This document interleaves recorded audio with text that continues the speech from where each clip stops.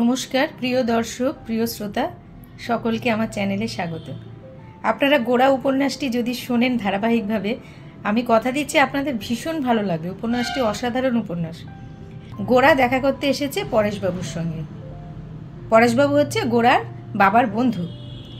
ওনারা ব্রাহ্ম। পরেশবাবুর 3 মেয়ে। বড় মেয়ের নাম লাবণ্য, মেজ মেয়ে ললিতা আর ছোট মেয়ে লীলা। এছাড়া রয়েছে পালিত মেয়ে সুচরিতা। গোরা এসেছেন পরেশবাবুর বাড়ি। 10ম অধ্যায়ে কি দেখছি আমরা? খুঞ্চের ওপর জলখাবার ও চায়ের সরঞ্জাম সাজাইয়া চাকরের হাতে দিয়া সুচরিতা ছাতে আসিয়া বসিল এবং সেই মুহূর্তে বেহারার সঙ্গে গোরাও আসিয়া প্রবেশ করিল। সুদীর্ঘ শুভ্রকায় গোরার আকৃতি, আয়তন ও সাজ দেখিয়া সকলে বিস্মিত হইয়া উঠিল। গোরার কপালে গঙ্গা মৃত্তিকার ছাপ, পরনে মোটা ধুতির উপর ফিতা বাঁধা জামা ও মোটা চাদর, পায়ে সুরতোলা কটকে জুতো।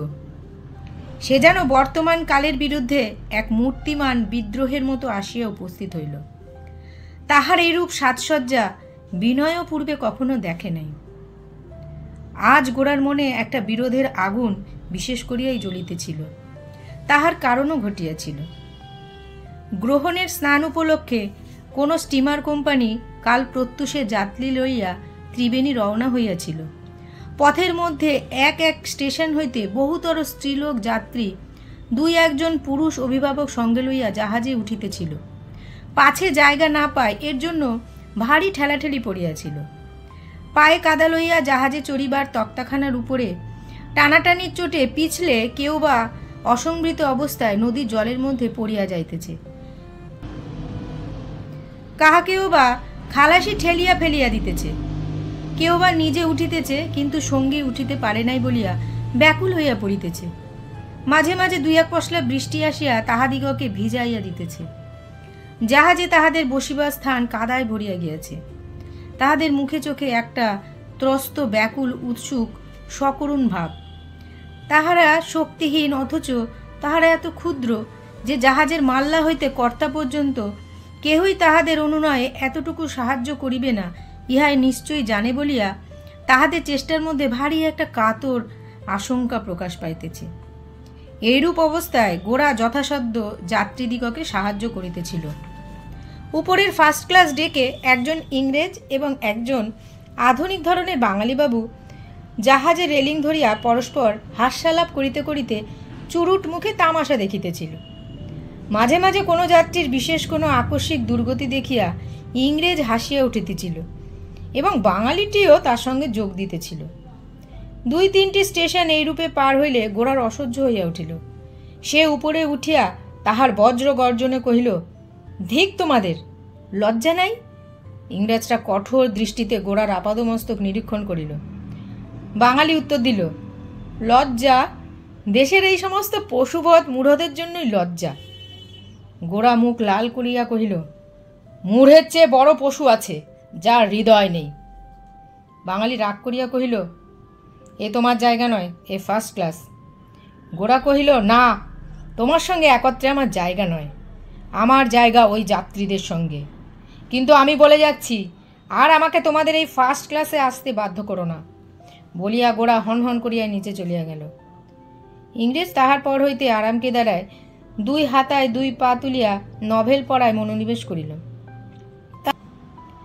তাহার সহযাত্রী বাঙালি তাহার সঙ্গে পুনরায় আলাপ করিবার চেষ্টা 2-1 করিল, কিন্তু আর জমিল না। দেশের সাধারণ লোকের দলে সে নহে ইহা প্রমাণ করিবার জন্য খানসামাকে ডাকিয়া জিজ্ঞাসা করিল, সে বাঙালিটি, মুরগির কোনো ডিশ আছে আহারের জন্য পাওয়া যাইবে? খানসামা কহিল, না, কেবল রুটি, মাখন আর চা। শুনিয়া ইংরাজকে শুনাইয়া বাঙালিটি ইংরেজি ভাষায় কহিল, রিচার কমফোর্ট সম্বন্ধে জাহাজের সমস্ত বন্দোবস্ত অত্যন্ত যাচ্ছে তাই। ইংরেজ কোনো উত্তর করিল না। টেবিলের উপর হইতে তাহার খবরের কাগজ উড়িয়া নিচে পড়িয়া গেল। বাবু চৌকি হইতে উঠিয়া কাগজখানা তুলিয়া দিল, কিন্তু থ্যাঙ্কস পাইল না। চন্দননগরে পৌঁছিয়া নামিবার সময় সাহেব সহসা গোরার কাছে গিয়া টুপি একটু তুলিয়া কহিল, নিজের ব্যবহারের জন্য আমি লজ্জিত, আশা করি আমাকে ক্ষমা করিবে। বলিয়া সে তাড়াতাড়ি চলিয়া গেল। কিন্তু শিক্ষিত বাঙালি যে সাধারণ লোকেদের দুর্গতি দেখিয়া বিদেশীকে ডাকিয়া লইয়া নিজের শ্রেষ্ঠত্ব প্রমাণ করিতে হাসিতে পারে, ইহার আক্রোশ গোরাকে দগ্ধ করিতে লাগিল। দেশের জনসাধারণ এমন করিয়া নিজেদের সকল প্রকার অপমান ও দুর্ব্যবহারের অধীনে আনিয়াছে। তাহাদিগকে পশুর মতো লাঞ্ছিত করিলে তাহারাও তাহা স্বীকার করে এবং সকলের কাছেই তাহা স্বাভাবিক ও সঙ্গত বলিয়া মনে হয়। ইহার মূলে যে একটা দেশব্যাপী সুগভীর অজ্ঞান আছে, তাহার জন্য গোরার বুক যেন ফাটিয়া যাইতে লাগিল। কিন্তু সকলের চেয়ে তাহার এই বাজিল যে দেশের এই চিরন্তন অপমান ও দুর্গতিকে শিক্ষিত লোক আপনার গায়ে লয় না, নিজেকে নির্মমভাবে পৃথক করিয়া লইয়া অকাতরে গৌরব বোধ করিতে পারে। আজ তাই শিক্ষিত লোকেদের সমস্ত বই পড়া ও নকল করা সংস্কারকে একেবারে উপেক্ষা করিবার জন্যই গোরা কপালে গঙ্গা মৃত্তিকার ছাপ লাগাইয়া একটা নূতন অদ্ভুত কটকিচটি কিনিয়া পড়িয়া বুক ফুলাইয়া ব্রাহ্মবাড়িতে আসিয়া দাঁড়াইল। বিনয় মনে মনে ইহা বুঝিতে পারিল, গোরার আজিকার এই যে সাজ, ইহা যুদ্ধ সাজ। গোরা কি জানি কি করিয়া বসে, এই ভাবিয়া বিনয়ের মনে একটা ভয়, একটা সংকোচ এবং একটা বিরোধের ভাব উঠিল। বরদা সুন্দরী যখন বিনয়ের সঙ্গে আলাপ করিতেছিল, তখন সতীশ অগত্যা ছাদের এক কোণে একটা টিনের লাটিম ঘুরাইয়া নিজের চিত্ত বিনোদনে নিযুক্ত ছিল। গোরাকে দেখিয়া তাহার লাটিম ঘোরানো বন্ধ হইয়া গেল। সে ধীরে ধীরে বিনয়ের পাশে দাঁড়াইয়া এক দৃষ্টে গোরাকে দেখিতে লাগিল এবং কানে কানে বিনয়কে জিজ্ঞেস করল, ইনি কি আপনার বন্ধু? বিনয় কহিল, হ্যাঁ। গোরা ছাতে আসিয়া মুহূর্তের এক অংশকাল বিনয়ের মুখের দিকে চাহিয়া আর যেন তাহাকে দেখিতেই পাইল না। পরেশকে নমস্কার করিয়া সে অসংকোচে একটা চৌকি টেবিল হইতে কিছু দূরে সরাইয়া লইয়া বসিল। মেয়েরা যে এখানে কোনো এক জায়গায় আছে তাহা লক্ষ্য করা সে অশিষ্টতা বলিয়া গণ্য করিল। বরদা সুন্দরী এই অসভ্যের নিকট হইতে মেয়েদিগকে লইয়া চলিয়া যাইবেন স্থির করিয়াছিলেন। এমন সময় পরেশ তাহাকে কহিলেন, এর নাম গৌরমোহন, আমার বন্ধু কৃষ্ণদয়ালের ছেলে। গোরা তখন তাহার দিকে ফিরিয়া নমস্কার করিল। যদিও বিনয়ের সঙ্গে আলোচনায় সুচরিতা গোরার কথা পূর্বেই শুনিয়াছিল, তবু এই অভ্যাগতটি যে বিনয়ের বন্ধু তাহা সে বুঝে নাই। প্রথম দৃষ্টিতে গোরার প্রতি তাহার একটা আক্রোশ জন্মিল। ইংরেজি শেখা কোনো লোকের মধ্যে গোঁড়া হিঁদুয়ানি দেখিলে সহ্য করিতে পারে, সুচরিতার সেরূপ সংস্কার ও সহিষ্ণুতা ছিল না। পরেশ গোরার কাছে তাহার বাল্যবন্ধু কৃষ্ণদয়ালের খবর লইলেন। তাহার পরে নিজেদের ছাত্র অবস্থার কথা আলোচনা করিয়া বলিলেন, তখনকার দিনে কলেজে আমরা দুজনেই একজোড়ি ছিলাম, দুজনেই মস্ত কালা পাহাড়, কিছুই মানতুম না। হোটেলে খাওয়াটাই একটা কর্তব্য কর্ম মনে মনে করতুম। দুজনে কতদিন সন্ধ্যার সময় গোলদিঘিতে বসে মুসলমান দোকানের কাবাব খেয়ে তারপরে কিরম করে আমরা হিন্দু সমাজের সংস্কার করব, রাত দুপুর পর্যন্ত তারই আলোচনা করতুম। বরদা সুন্দরী জিজ্ঞেস করলেন, এখন তিনি কি করেন? গোরা কহিল, এখন তিনি হিন্দু আচার পালন করেন। বরদা কহিল, লজ্জা করে না? রাগে তাহার সর্বাঙ্গ জ্বলিতে লাগিল। গোরা একটু হাসিয়া কহিল, লজ্জা করাটা দুর্বল স্বভাবের লক্ষণ। কেউ কেউ বাপের পরিচয় দিতেও লজ্জা করে। বরদা, আগে তিনি ব্রাহ্ম ছিলেন না? গোরা বলিল, আমিও তো একসময় ব্রাহ্ম ছিলাম। বরদা, এখন আপনি সাকার উপাসনায় বিশ্বাস করেন? গোরা বলছে, আকার জিনিসটাকে বিনা কারণে অশ্রদ্ধা করব, আমার মনে এমন কুসংস্কার নেই। আকারকে গাল দিলেই সে ছোট হয়ে যায়? আকারের রহস্য কে ভেদ করতে পেরেছে? পরেশবাবু মৃদুস্বরে কহিলেন, আকার যে অন্তবিশিষ্ট। গোরা কহিল, অন্ত না থাকলে যে প্রকাশই হয় না। অনন্ত আপনাকে প্রকাশ করবার জন্যই অন্তকে আশ্রয় করেছেন, নইলে তার প্রকাশ কোথায়? যার প্রকাশ নেই তার সম্পূর্ণতা নেই। বাক্যের মধ্যে যেমন ভাব তেমনি আকারের মধ্যে নিরাকার পরিপূর্ণ। বরদা মাথা নাড়িয়া কহিলেন, নিরাকারের চেয়ে আকার সম্পূর্ণ, আপনি এমন কথা বলেন? গোরা বলছে, আমি যদি নাও বলতুম তাতে কিছুই আসতে যেত না। জগতে আকার আমার বলার উপর নির্ভর করছে না। নিরাকারই যদি যথার্থ পরিপূর্ণতা হতো তবে আকার কোথাও স্থান পেত না। সুচরিতার অত্যন্ত ইচ্ছা করিতে লাগিল কেহ এই উদ্ধত যুবককে তর্কে একেবারে পরাস্ত লাঞ্ছিত করিয়া দেয়। বিনয় চুপ করিয়া বসিয়া গোরার কথা শুনিতেছে দেখিয়া তাহার মনে মনে রাগ হইল। গোরা এতই জোরের সঙ্গে কথা বলিতেছিল যে এই জোরকে নত করিয়া দিবার জন্য সুচরিতার মনের মধ্যেও যেন জোর করিতে লাগিল। এমন সময় বেহারা চায়ের জন্য কেতলিতে জল গরম করিয়া আনিল। সুচরিতা উঠিয়া চা তৈরি করিতে নিযুক্ত হইল। বিনয় মাঝে মাঝে চকিতের মতো সুচরিতার মুখের দিকে চাহিতে লাগিল। যদিচ উপাসনা সম্বন্ধে গোরার সঙ্গে বিনয়ের মতের বিশেষ পার্থক্য ছিল না, তবু গোরা যে এই ব্রাহ্ম পরিবারের মাঝখানে অনাহুত আসিয়া বিরুদ্ধ মত এমন অসংকোচে প্রকাশ করিয়া যাইতেছে, ইহাতে বিনয়কে পীড়া দিতে লাগিল।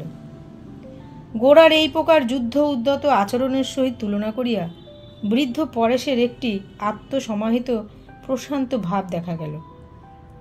সে মনে মনে বলিতে লাগিল, মতামত কিছুই নয়, অন্তঃকরণের মধ্যে পূর্ণতা, স্তব্ধতা ও আত্মপ্রসাদ ইহাই সকলের চেয়ে দুর্লভ। কথাটার মধ্যে কোনটা সত্য কোনটা মিথ্যে তাহা লইয়া যতই তর্ক করো না কেন, প্রাপ্তির মধ্যে যেটা সত্য সেটাই আসল।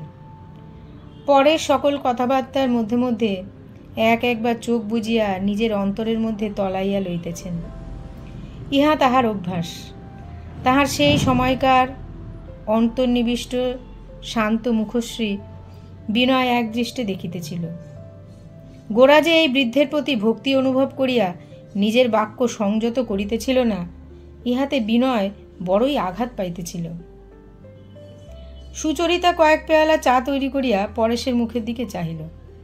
কাহাকে চা খাইতে অনুরোধ করিবে না করিবে তাহা লইয়া তাহার মনে দ্বিধা হইতেছিল। বরদা সুন্দরী গোরার দিকে চাহিয়াই একেবারে বলিয়া বসিলেন, আপনি এ সমস্ত কিছু খাবেন না বুঝি? গোরা কহিল, না। বরদা, কেন, জাত যাবে? গোরা বলিল, হ্যাঁ। বরদা, আপনি জাত মানেন? গোরা বলছে, জাত কি আমার নিজের তৈরি যে মানব না? সমাজকে যখন মানি তখন জাতও মানি। বরদা বলল, সমাজকে কি সব কথায় মানতেই হবে? গোরা বলছে, না মানলে সমাজকে ভাঙা হয়। ভাঙলে দোষ কি? গোরা আবার বলল, যে ডালে সকলে মিলে বসে আছি সে ডাল কাটলেই বা দোষ কি? সুচরিতা মনে মনে অত্যন্ত বিরক্ত হইয়া কহিল, মা, মিছে তর্ক করে লাভ কি? উনি আমাদের ছোঁয়া খাবেন না। গোরা সুচরিতার মুখের দিকে তাহার প্রখর দৃষ্টি একেবারে স্থাপিত করিল। সুচরিতা বিনয়ের দিকে চাহিয়া ঈষৎ সংশয়ের সহিত কহিল, আপনি কি? বিনয় কোনো কালে চা খাই না। মুসলমানের তৈরি পাউরুটি বিস্কুট খাও অনেক দিন আগেই ছাড়িয়া দিয়াছে, কিন্তু আজ তাহার না খাইলেই নয়। সে জোর করিয়া মুখ তুলিয়া বলিল, হ্যাঁ হ্যাঁ হ্যাঁ, খাবো বই কি। এই বলিয়া গোরার মুখের দিকে চাহিল। গোরার ওষ্ঠ প্রান্তে ঈষৎ একটুখানি কঠোর হাসি দেখা দিল। বিনয়ের মুখে চা তিক্ত ও বিষাদ লাগিল, কিন্তু সে খাইতে ছাড়িল না। বরদা সুন্দরী মনে মনে বলিলেন, আহা, এই বিনয় ছেলেটি বড় ভালো। তখন তিনি গোরার দিক হইতে একেবারে মুখ ফিরাইয়া বিনয়ের প্রতি মনোনিবেশ করিলেন। তাই দেখিয়া পরেশ আস্তে আস্তে গোরার কাছে তাহার চৌকি টানিয়া লইয়া তাহার সঙ্গে মৃদু স্বরে আলাপ করিতে লাগিলেন। এমন সময় রাস্তা দিয়া চীনাবাদামওয়ালা গরম চীনাবাদাম ভাজা হাঁকিয়া যাইতেই লীলা হাততালি দিয়া উঠিল, সুধীরদা, চীনাবাদাম খাবো। বলিতেই ছাদের বারান্দা ধরিয়া সতীশ চীনাবাদামওয়ালাকে ডাকিতে লাগিল। ইতিমধ্যে আরেকটি ভদ্রলোক আসিয়া উপস্থিত হইলেন। তাহাকে সকলেই পানুবাবু বলিয়া সম্ভাষণ করিল, কিন্তু তাহার আসল নাম হারানচন্দ্র নাগ। দলের মধ্যে ইহার বিদ্বান ও বুদ্ধিমান বলিয়া বিশেষ খ্যাতি আছে। যদিও স্পষ্ট করিয়া কোনো পক্ষই কোনো কথা বলে নাই, তথাপি ইহার সঙ্গে সুচরিতার বিবাহ হইবে এই প্রকারের একটা সম্ভাবনা আকাশে ভাসিতেছিল। পানুবাবুর হৃদয় যে সুচরিতার প্রতি আকৃষ্ট হইয়াছিল তাহাতে কারো সন্দেহ ছিল না, এবং ইহা লইয়াই মেয়েরা সুচরিতাকে সর্বদা ঠাট্টা করিতে ছাড়িত না। পানুবাবু স্কুলে মাস্টারি করেন। বরদাসুন্দরী তাহাকে স্কুল মাস্টার মাত্র জানিয়া বড় শ্রদ্ধা করেন না। তিনি ভাবে দেখেন যে পানুবাবু যে তাহার কোনো মেয়ের প্রতি অনুরাগ প্রকাশ করিতে সাহস করেন নাই, সে ভালোই হইয়াছে। তাহার ভাবি জামাতারা ডেপুটিগিরির লক্ষ্যভেদ রূপ অতি দুঃসাধ্যপণে আবদ্ধ। সুচরিতা হারানকে এক পেয়ালা চা অগ্রসর করিয়া দিতে লাবণ্য দূর হইতে তাহার মুখের দিকে চাহিয়া একটু মুখ টুপিয়া হাসিল। সেই হাসিটুকু বিনয়ের অগোচর রহিল না। অতি অল্পকালের মধ্যে দুই একটা বিষয়ে বিনয়ের নজর বেশ একটু তীক্ষ্ণ ও সতর্ক হইয়া উঠিয়াছিল। দর্শন নৈপুণ্য সম্বন্ধে পূর্বে সে প্রসিদ্ধ ছিল না। এই যে হারান ও সুধীর এই বাড়ির মেয়েদের সঙ্গে অনেক দিন হইতেই পরিচিত, এবং এই পারিবারিক ইতিহাসের সঙ্গে এমনভাবে জড়িত যে তাহারা মেয়েদের মধ্যে পরস্পর ইঙ্গিতের বিষয় হইয়া পড়িয়াছে।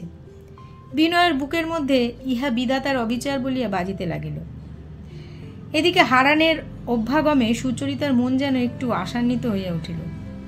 গোড়ার স্পর্ধা যেমন করিয়াই হোক কেহ দমন করিয়া দিলে তবে তাহার গায়ের জ্বালা মেটে।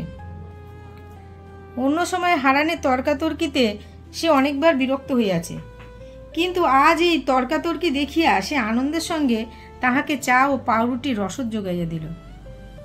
পরেশ কহিল, পানুবাবু ইনি আমাদের। হারান কহিল, ওকে বিলক্ষণ জানি। উনি একসময় আমাদের ব্রাহ্ম সমাজের একজন খুব উৎসাহী সভ্য ছিলেন। এই বলিয়া গোড়ার সঙ্গে কোনো প্রকার আলাপের চেষ্টা না করিয়া হারান চায়ের পেয়ালার প্রতি মন দিলেন। সেই সময় দুই একজন মাত্র বাঙালি সিভিল সার্ভিসে উত্তীর্ণ হইয়া এ দেশে আসিয়াছেন। সুধীর তাহাদেরই একজনের অভ্যর্থনার গল্প তুলিল। হারান কহিলেন, পরীক্ষায় বাঙালি যতই পাশ করুক, বাঙালির দ্বারা কোনো কাজ হবে না। কোনো বাঙালি ম্যাজিস্ট্রেট বা জজ ডিস্ট্রিক্টের ভার লইয়া যে কখনো কাজ চালাইতে পারিবে না, ইহাই প্রতিপন্ন করিবার জন্য হারান বাঙালির চরিত্রের নানা দোষ ও দুর্বলতার ব্যাখ্যা করিতে লাগিল। দেখিতে দেখিতে গোরার মুখ লাল হইয়া উঠিল।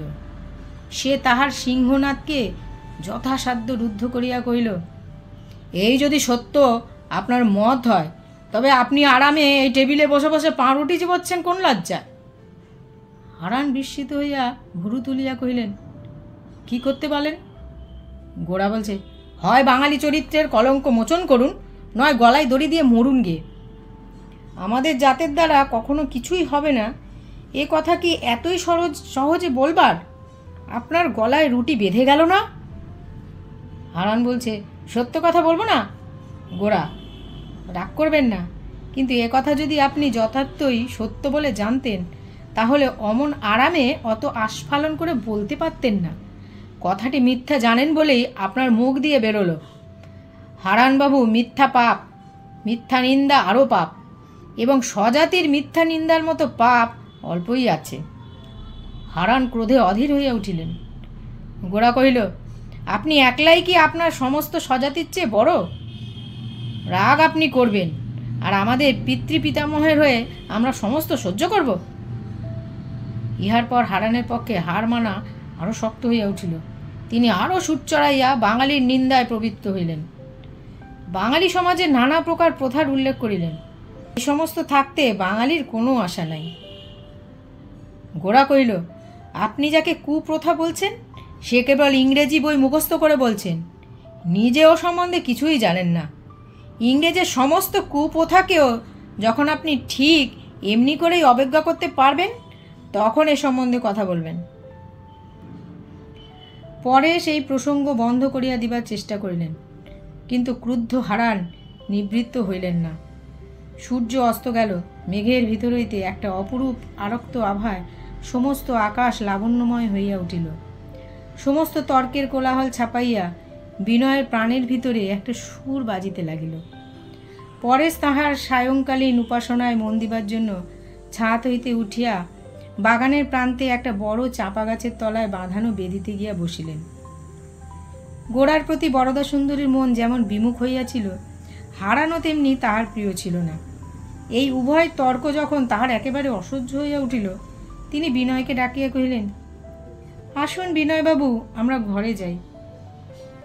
বরদা সুন্দরীর এই সস্নেহ পক্ষপাত স্বীকার করিয়া বিনয়কে ছাদ ছাড়িয়া অগত্যা ঘরের মধ্যে যাইতে হইল। বরদা তাহার মেয়েদের ডাকিয়া লইলেন। সতীশ তর্কের গতিক দেখিয়া পূর্বেই কিঞ্চিত বাদামের অংশ সংগ্রহপূর্বক ক্ষুদে কুকুরকে সঙ্গে লইয়া অন্তর্ধান করিয়াছিল। বরদা সুন্দরী বিনয়ের কাছে তাহার মেয়েদের গুণপনার পরিচয় দিতে লাগিলেন। লাবণ্যকে বলিলেন, তোমার সেই খাতাটা এনে বিনয়বাবুকে দেখাও না। বাড়ির নতুন আলাপীদের এই খাতা দেখানো লাবণ্যর অভ্যাস হইয়াছিল। এমনকি সে ইহার জন্য মনে মনে অপেক্ষা করিতে থাকিত। আজ তর্ক উঠিয়া পড়াতে সে ক্ষুণ্ণ হইয়া পড়িয়াছিল। বিনয় খাতা খুলিয়া দেখিল, তাহাতে কবি মুর এবং লংফেলোর ইংরেজি কবিতা লেখা, হাতের অক্ষরে যত্ন এবং পরিপাট্য প্রকাশ পাইতেছে। কবিতাগুলির শিরোনামা এবং আরম্ভের অক্ষর রোমান ছাঁতে লিখিত। এই লেখাগুলি দেখিয়া বিনয়ের মনে অকৃত্রিম বিস্ময় উৎপন্ন হইল। তখনকার দিনে মুরের কবিতা খাতায় কপি করিতে পারা মেয়েদের পক্ষে কম বাহাদুরি ছিল না। বিনয়ের মন যথোচিত অভিভূত হইয়াছে দেখিয়া বরদা সুন্দরী তার মেজ মেয়েকে সম্বোধন করিয়া বলিলেন, ললিতা, লক্ষ্মী মেয়ে, তোমার সেই কবিতাটা। ললিতা শক্ত হইয়া উঠিয়া কহিল, না মা, আমি পারব না, সে আমার ভালো মনে নেই বলিয়া সে দূরে জানলার কাছে দাঁড়াইয়া রাস্তা দেখিতে লাগিল। বরদা সুন্দরী বিনয়কে বুঝিয়া দিলেন, মনে সমস্তই আছে, কিন্তু ললিতা বড় চাপা, বিদ্যা বাহির করিতে চায় না। এই বলিয়া ললিতার আশ্চর্য বিদ্যাবুদ্ধির পরিচয় স্বরূপ দুই একটা ঘটনা বিবৃত করিয়া বলিলেন। ললিতা শিশুকাল হইতেই এইরূপ, কান্না পাইলেও মেয়ে চোখের জল ফেলিতে চাহে না। এ সম্বন্ধে বাপের সঙ্গে ইহার সাদৃশ্য আলোচনা করিলেন। এইবার লীলার পালা। তাহাকে অনুরোধ করিতেই সে প্রথমে খুব খানিকটা খিলখিল করিয়া হাসিয়া, তারপরে কলটেপা আর্গিনের মতো অর্থ না বুঝিয়া টুইঙ্কেল টুইঙ্কেল লিটল স্টার কবিতাটা গড়গড় করিয়া এক নিঃশ্বাসে বলিয়া গেল। এবার সঙ্গীত বিদ্যার পরিচয় দিবার সময় আসিয়াছে। ইহা জানিয়া ললিতা ঘর হইতে বাহির হইয়া গেল।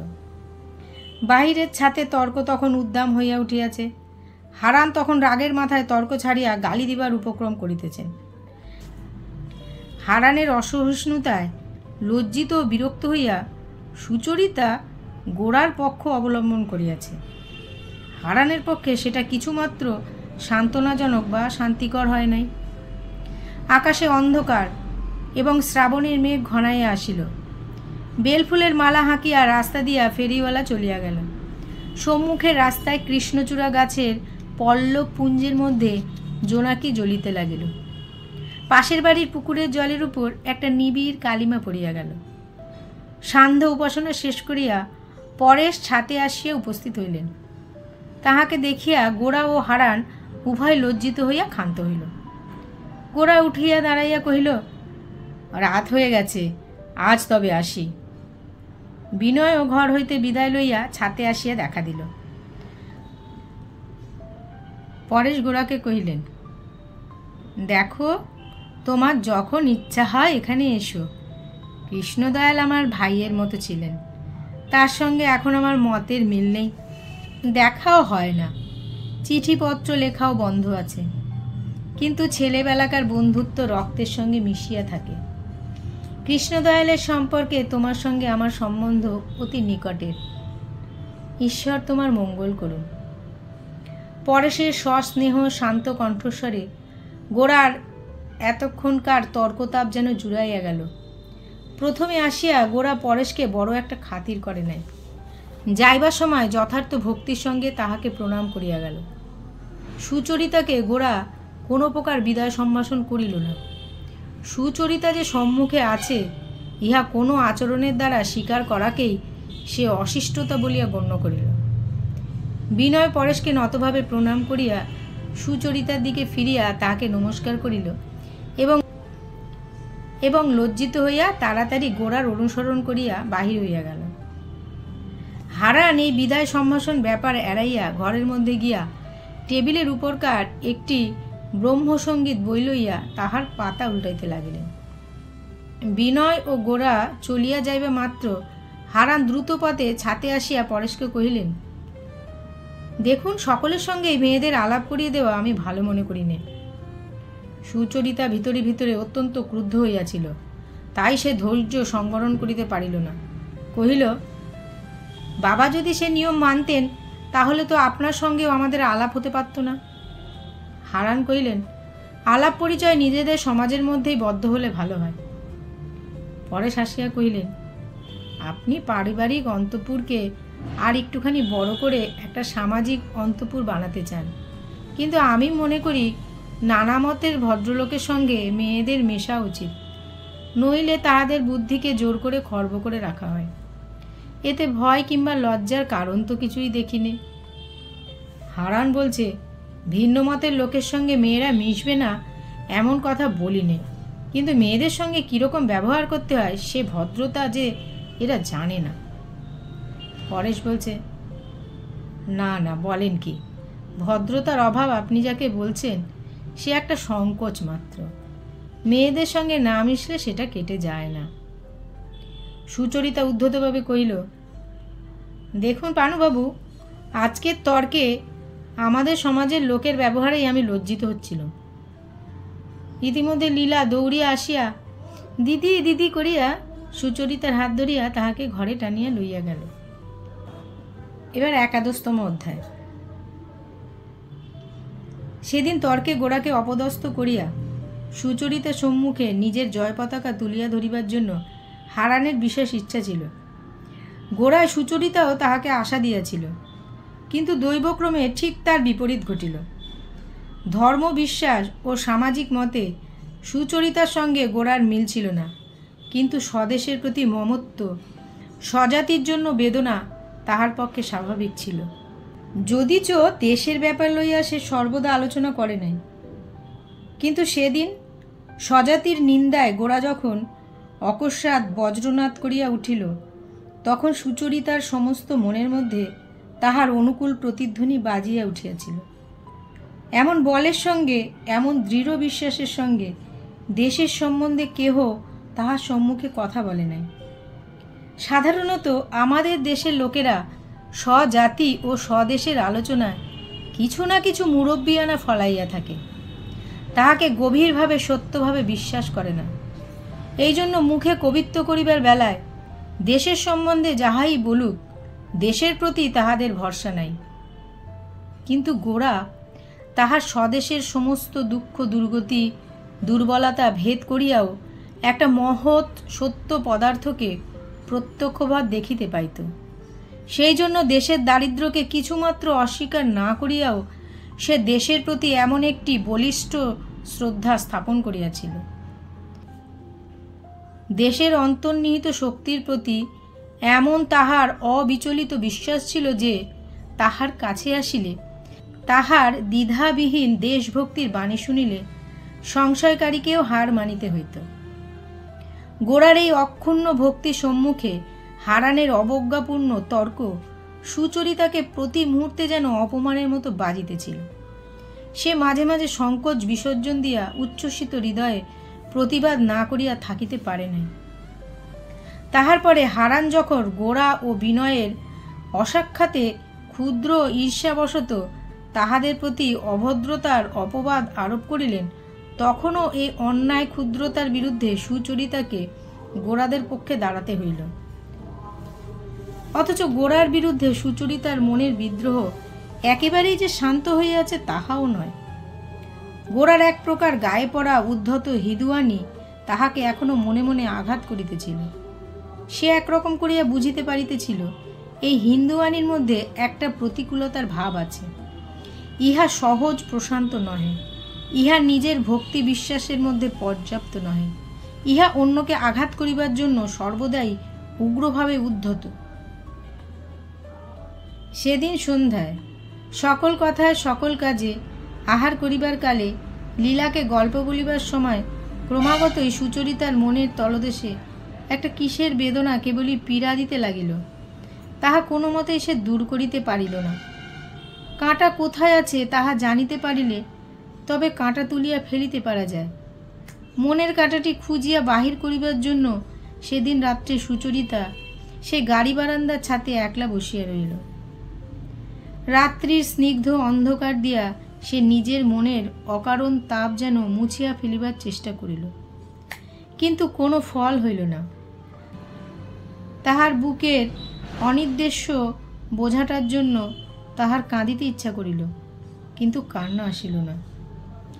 একজন অপরিচিত যুবা কপালে তিলক কাটিয়া আসিয়াছে, অথবা তাহাকে তর্কে পরাস্ত করিয়া তাহার অহংকার নত করা গেল না, এই জন্যই সুচরিতা এতক্ষণ ধরিয়া পীড়া বোধ করিতেছে। ইহার অপেক্ষা অদ্ভুত হাস্যকর কিছুই হইতে পারে না।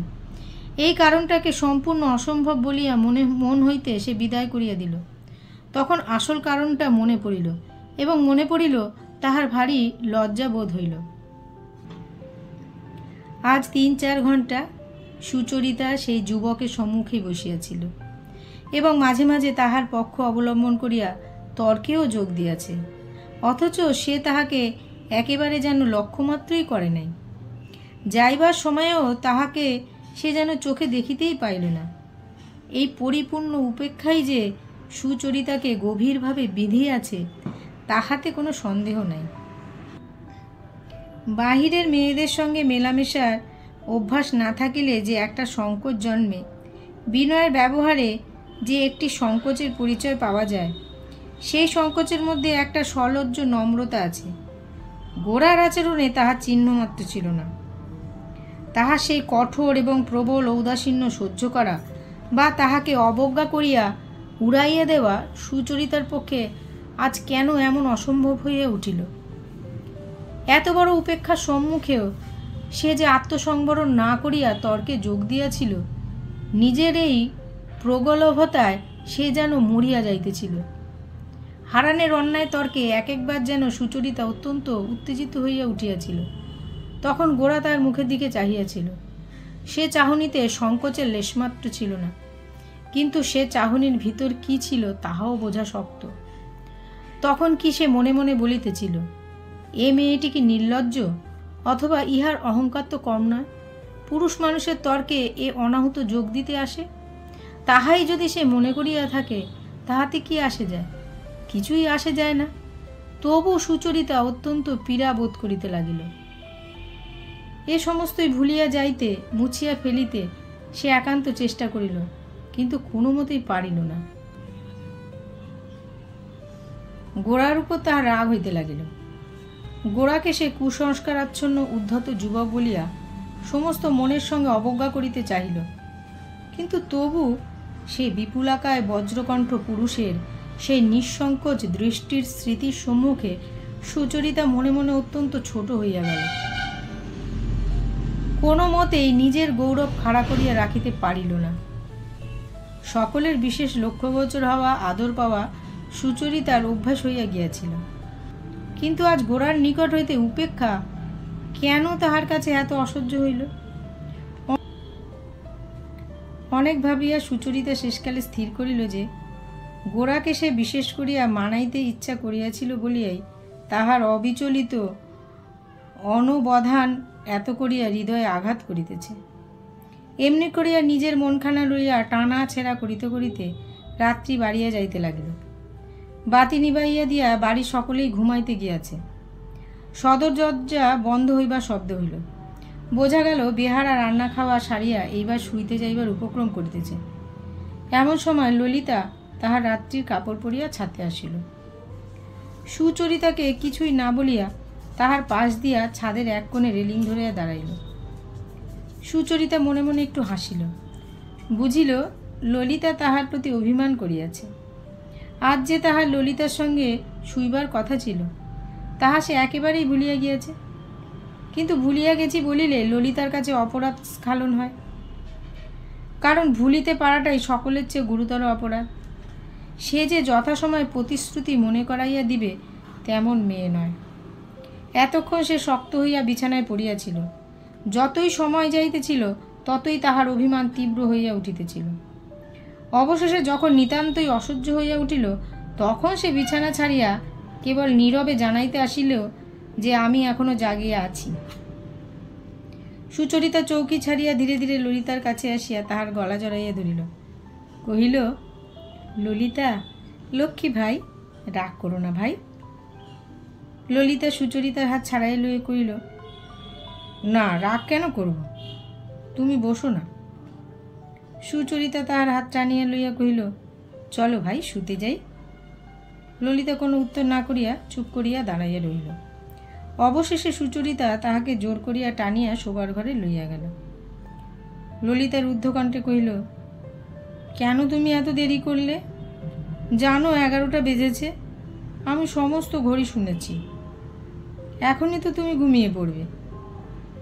সুচরিতা ললিতাকে বুকের কাছে টানিয়া কহিল, আজ আমার অন্যায় হয়ে গেছে ভাই। যেমনি অপরাধ স্বীকার করা, ললিতার আর রাগ রহিল না। একেবারে নরম হইয়া কহিল, এতক্ষণ একলা বসে কার কথা ভাবছিলে দিদি? পানুবাবুর কথা। তাহাকে তর্জনী দিয়ে আঘাত করিয়া সুচরিতা কহিল, দূর। পানুবাবুকে ললিতা সহিতে পারিত না, এমনকি তাহার অন্য বোনের মতোই তাহাকে লইয়া সুচরিতাকে ঠাট্টা করাও তাহার পক্ষে অসাধ্য ছিল। পানুবাবু সুচরিতাকে বিবাহ করিতে ইচ্ছা করিয়াছেন, এ কথা মনে করিলেই তাহার রাগ হইত। একটুখানি চুপ করিয়া ললিতা কথা তুলিল, আচ্ছা দিদি, বিনয়বাবু লোকটি কিন্তু বেশ না? একটুখানি চুপ করিয়া ললিতা কহিল, আচ্ছা দিদি, বিনয়বাবু লোকটি কিন্তু বেশ না?